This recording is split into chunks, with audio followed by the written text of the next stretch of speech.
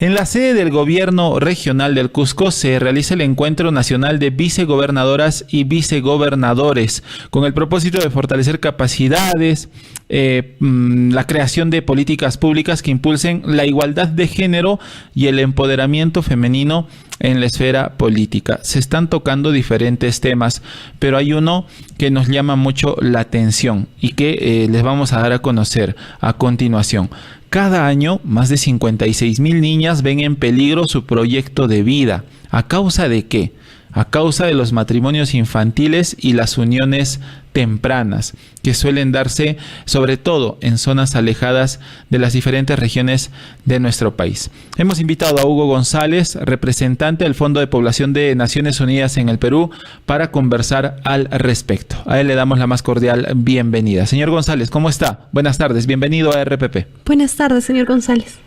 Buenas tardes, ¿qué tal? ¿Cómo está, Jonathan? Un placer y un gusto de poder conversar con ustedes. Muchas gracias. Y Noemí también creo que está por ahí, ¿no? Sí, aquí estoy. ¿Cómo está? Buenas tardes. Cuéntenos, por favor, acerca de este evento importante, este tema tan delicado que se aborda estos días en la sede del Gobierno Regional del Cusco. Sí, esta mañana hemos estado a invitación del encuentro de vicegobernadoras compartiendo algunos datos sobre los matrimonios infantiles y las uniones tempranas. Como recordará Jonathan y Noemí, el año pasado el Congreso de la República tuvo a bien aprobar una ley, la ley 31945, que eliminó la figura del matrimonio infantil en el Perú, lo cual es un gran paso en función de preservar los derechos de las niñas y adolescentes a construir sus proyectos de vida. No obstante, por un lado, ustedes comprenderán que hace falta complementar lo que se refiere a las uniones tempranas, pero también la implementación misma de la ley del matrimonio infantil. Hasta el año 2022, desde el año 2013, se habían registrado aproximadamente 4.357 matrimonios, ¿verdad? Eso deja por fuera las uniones tempranas. Y en menores de 16 años habían ocurrido aproximadamente 400.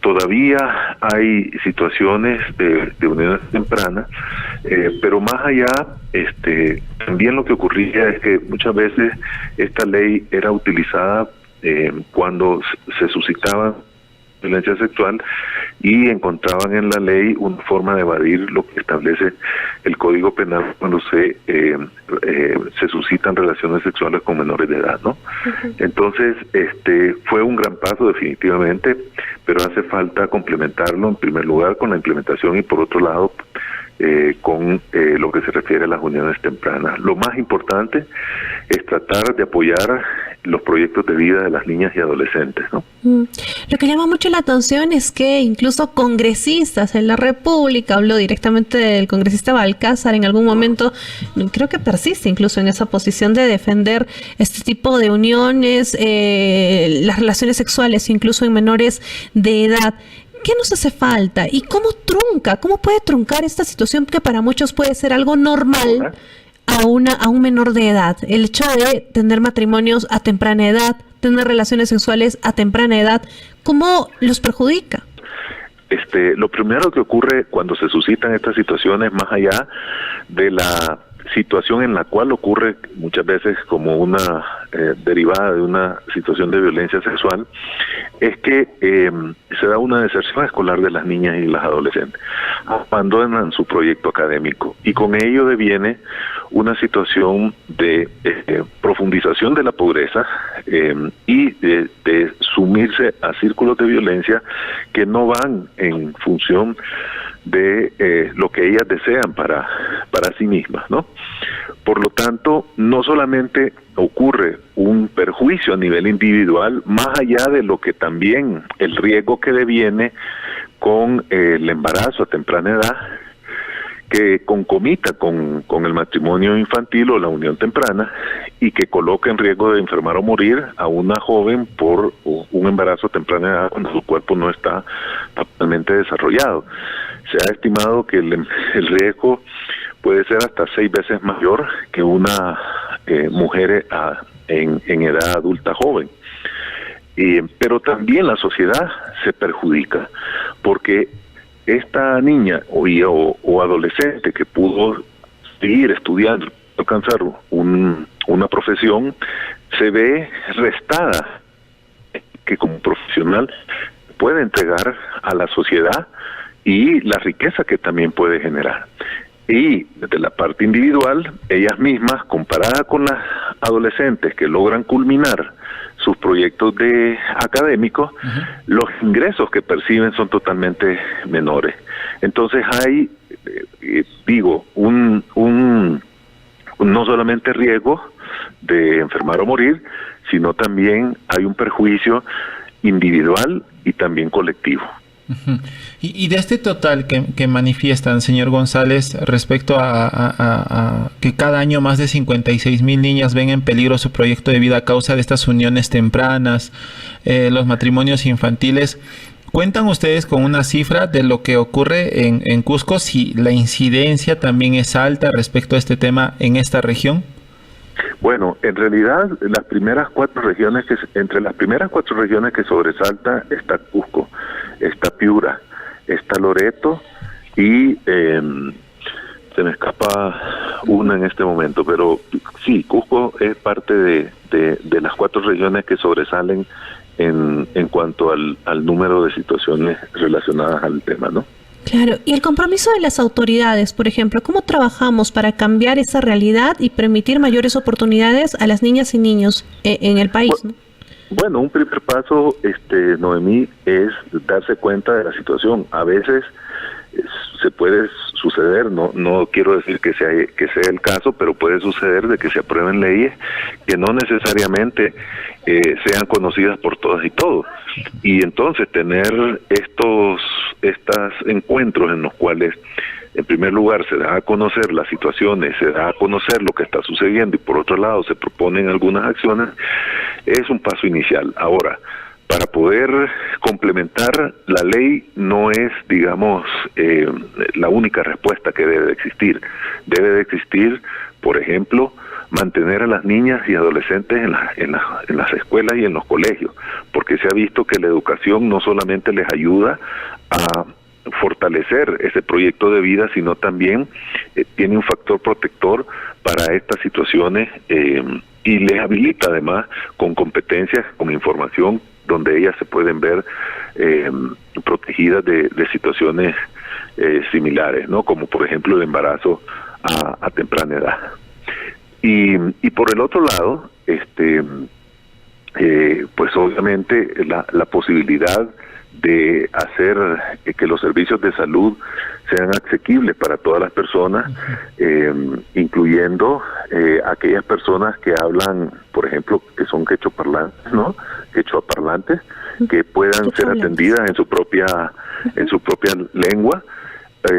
También el sistema de justicia, cuando se suscitan situaciones de violencia, que se haga prevalecer los derechos de las niñas y las adolescentes y no que se encuentre una respuesta del matrimonio como lo deseable, porque lo que se sucede en esos casos es que en muchas ocasiones se casan o se unen la niña con quien fue su violador, ¿no?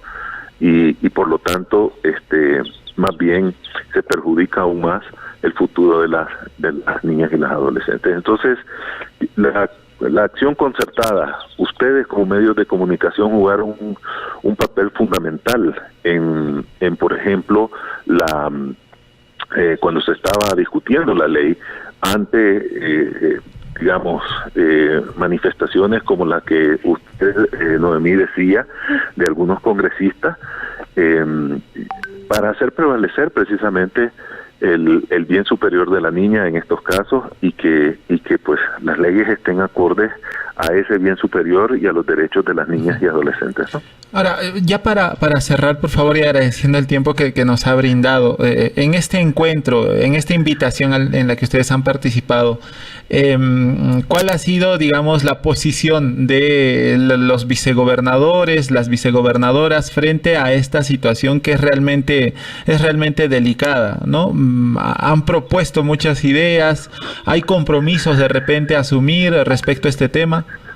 Definitivamente, Jonathan, están de hecho en este momento discutiendo un compromiso como vicegobernadoras y vicegobernadores en función de esta temática y de otras que de alguna ocasión ser, como decía antes, prevalecer los derechos del bienestar y del bien superior de las niñas, ¿no? Así que sí hay, por supuesto que siempre existen los de cómo se implementan los recursos que son necesarios para hacerlo, pero existe un compromiso político y ya eso en sí mismo ayuda a, una vez que se retornen a sus regiones, pues comenzar a identificar qué planes de acción conjunta se pueden formular en cada una de estas regiones para poder llevar adelante ese compromiso de manera práctica, ¿no?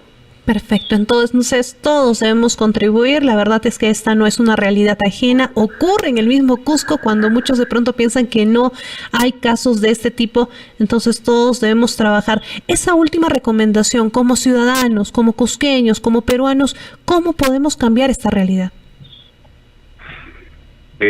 Bueno, primero sensibilizándonos que tanto niñas como niños tienen iguales derechos para llevar adelante sus proyectos de vida y por lo tanto debemos de procurar hacer realidad esos derechos.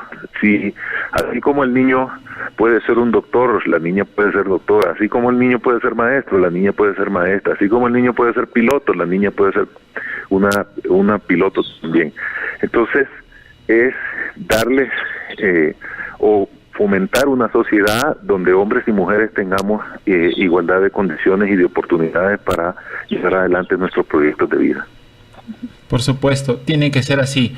Todos, varones o mujeres, mujeres o varones, en el orden que sea, porque al fin y al cabo tiene que prevalecer la igualdad. Le agradecemos la comunicación, información realmente valiosa que tenemos y nuestros oyentes también seguramente concuerdan con ello. Le agradecemos la comunicación y hasta una próxima oportunidad. A ustedes por el interés y muchísimas gracias por la invitación a conversar sobre el tema. Muy amable. Hugo González, representante del Fondo de Población de Naciones Unidas en el Perú, estuvo con nosotros. Mucha atención. Cusco, entre las 4 regiones con mayores casos de niñas que ven en peligro su proyecto de vida a causa de los matrimonios infantiles y las uniones tempranas a nivel nacional, entre las 4 primeras regiones.